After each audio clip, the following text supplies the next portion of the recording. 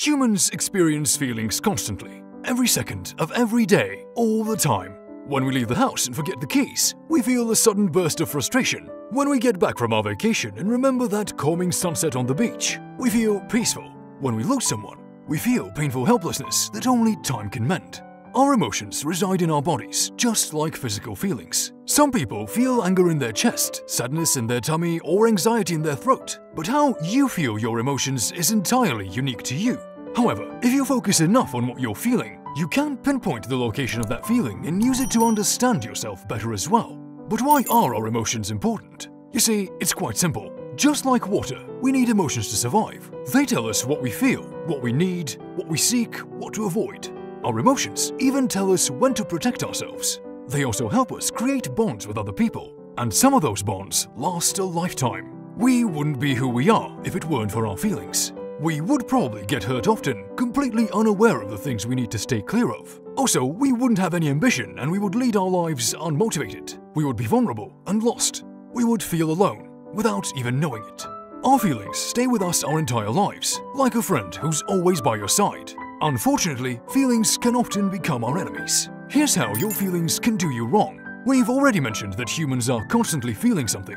Our emotions are sending messages that are vital for informing and directing us, but sometimes feelings can be stronger or weaker than needed, and they can attach themselves to places where they don't belong. There are 3 ways your feelings can do you wrong.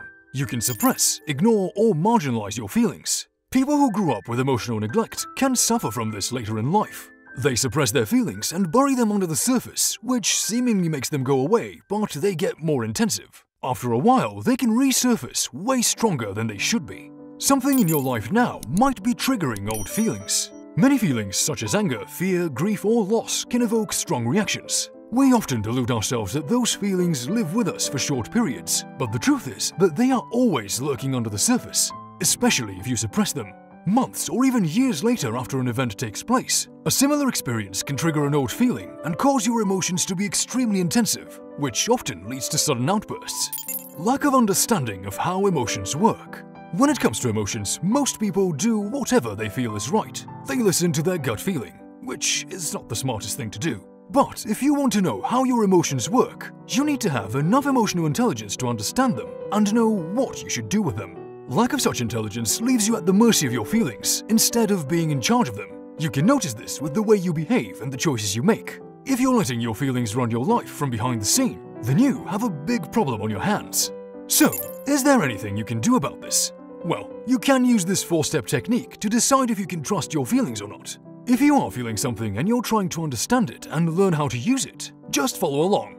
The first step is to let the feeling sink in. Try to identify your feeling, but keep in mind that the intense ones are often made up of several different feelings. Think about what's going on in your life that might have caused you to feel this way. It could be a very trivial thing or something you suppressed at some point. You need to try hard to figure out what it is. The second step is to work through this feeling. Think of it as a friend telling you a story, saying, "I feel this way because of what happened."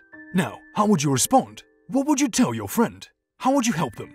The third step requires that you think back for a moment. Try to remember whether you experienced this feeling before on its own or as a part of other mixed feelings. What caused that feeling? Are old emotions triggering it now? The fourth step is all about focusing on your feelings. Now that you've gone through the first 3 steps, you need to close your eyes and try to visualize both old and new feelings. How do these compare? What part of what you're feeling is old and what is new?